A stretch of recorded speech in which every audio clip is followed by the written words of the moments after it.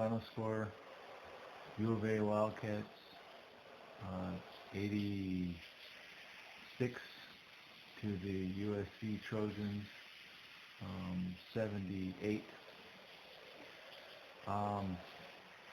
It was really a game of two halves. Again, the U of A did very well in the first half. I think they had, was it 46-30 lead in the first half. So the U of A were kind of resting on their laurels a little bit because they did such a fantastic job at defending and playing well in the first half, and so that's why they had such a big lead. I mean, the U of A had a lead of 19 points at one point in the game, but then but USC never led the whole game. But U of A was only leading by 2 points at one point in the second half. I mean, I think there was like 5 or 7 minutes left in the second half, and the U of A had a 2-point lead at that point, 68-70. But other than that, the U of A pretty much had a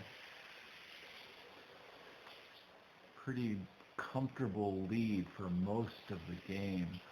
But then right in the end, then it got really, really nasty. And the way USC got back in this game was their three-pointers. They shot three-pointers in the second half, and we couldn't defend against them.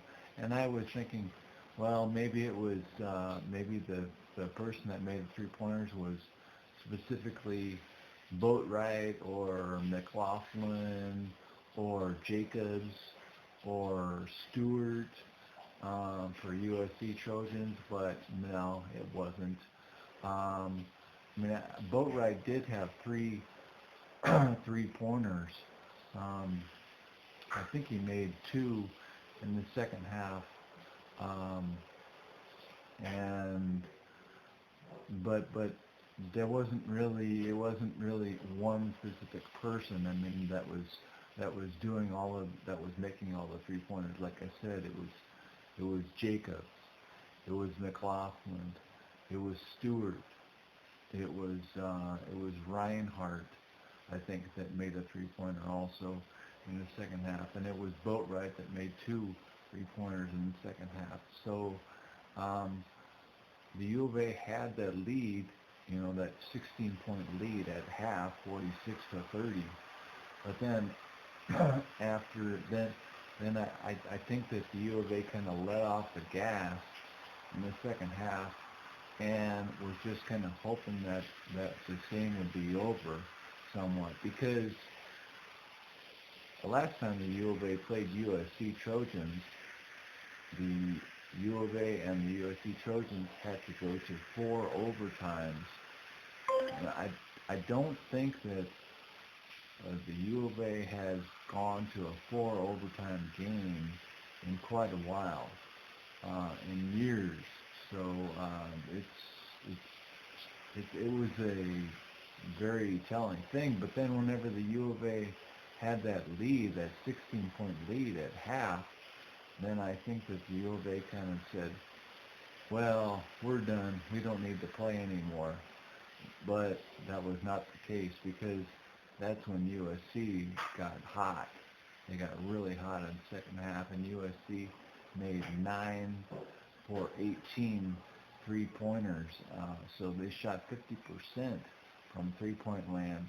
And the USC Trojans were playing much more of team ball in the second half, and they weren't playing so much team ball in the first half. If you look at the amount of assists that USC had in the first half, I think they had 5 assists in the first half, and then second half, and they had 10 more assists, so they had 15 total assists.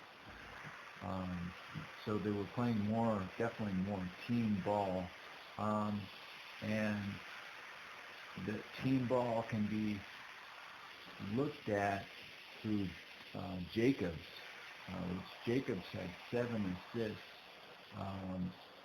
which is fantastic for Jacobs. Jacobs had 2 turnovers, which is not so great, but 7 assists is really nice. And speaking of assists, we had Parker Jackson-Cartwright with 5 assists, which was outstanding, but he only had 1 turnover, so he did very well on the assist turnover ratio. The reason why Parker Jackson-Cartwright doesn't necessarily stand out right in the beginning is because Parker Jackson-Cartwright only had 7 total points in the game.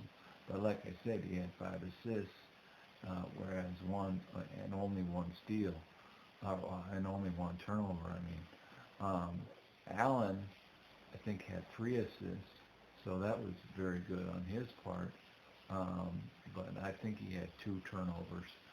Ristic had 2 turnovers. I think Anderson had 2 turnovers. The U of A had 11 total turnovers in the total game. And I think that USC had I think it was 8 turnovers altogether. So one thing that I just don't really understand was that there was 60 field goal opportunities for the U of A as compared to 75 field goal opportunities for the USC Trojans. I'm not quite sure how that would work out, because if you look at the amount of free throws that the U of A shot, I think the U of A shot 24 free throws, whereas the USC Trojans only shot 11 free throws. So that's a difference of 13. So that 60 plus 13 is 73. So you're still missing 2 more field goal opportunities. I don't know. I'm confused, I guess. But anyway, so they got Jovanovic from the USC Trojans, and they got Boatwright in somewhat of foul trouble because both of them had 4 fouls, I think. And they're both forwards, big men. They're both big scorers. Boatwright more hit those 3-pointers that were really valuable right there in the second half. So we did a pretty good job. So the U of A did a pretty good job as far as defending there inside the key. But like I said, it was a game of 2 halves. The U of A did very well inside the key in the first half, but then in the second half, then they didn't do so good. There was only a difference of rebound. It was only a difference of 39 rebounds for the USC Trojans as compared to 40 total rebounds for the U of A. So the U of A did out-rebound them by only one rebound. And the reason why the USC Trojans did so well was because they had, I think it was 12 offensive rebounds as compared to the U of A, which only had 9 offensive rebounds. And I think that offensive rebounds are very, very valuable. And so that's why that's why I kind of brought it up. And so that was one of the things was just the second half was whenever the USC Trojans were able to get back into this game, and they pretty much got back into this game with 3-pointers. That was the thing that they were able to do, because they didn't get back into this game with free throws, because they only shot, I think it was 5 free throws in the first half, and then they shot 6 free throws in the second half. So it wasn't that. So it was, I think it was the 3-pointers, and So we needed someone to stop Boatwright. Not specifically, I guess. Boatwright is 6'10". So let's see, who was defending Boatwright where Boatwright knocked down those shots? I think it was Tollefson, but Tollefson had 13 points, so he did make a good contribution in this game, and I think he only had one turnover, one assist. I think he had 2 blocks, so he did quite well. But it's just, I think he was defending against Boatwright, and I think he was defending against some of the guys that knocked down the 3 corners. York had 8 defensive breakdowns, so that was really, really bad. But then York, at the same time, it's funny because I look at the amount of breakdowns that someone has, and they were the highest scorer also of the team. Because I looked at Anderson one time in an earlier game, and he had a bunch of defensive breakdowns. I think it was 8 defensive breakdowns or something like that, or 9 defensive breakdowns. But that was the game that he scored 30 points. So that was I don't know what the difference is, because York got 17 points in this game. He was the highest scorer for the team, but he had 8 defensive breakdowns. And I think that's whenever a player is playing really aggressive, but then at the same time is trying to do everything, but then having a lot of trouble as far as defense. And